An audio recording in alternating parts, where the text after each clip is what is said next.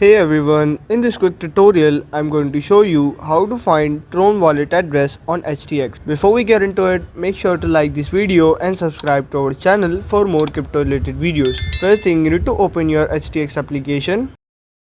Once you have logged into your HTX account, you need to click on assets at the bottom right corner. Now you need to click on deposit option from this new window. From this list of currencies, you need to search for TRX in the search bar and select Tron. Now you need to choose a network, so simply choose its own network, TRX Tron, and always make sure to select same network on the receiving side also, or you will lose all your funds permanently. Now click on this network and here you can see, now click on OK, and here you can see your TRX wallet address along with the QR code. Simply tap copy to copy this address, or you can share this QR code directly, and that's it. Now you know how to find Tron wallet address on HTX.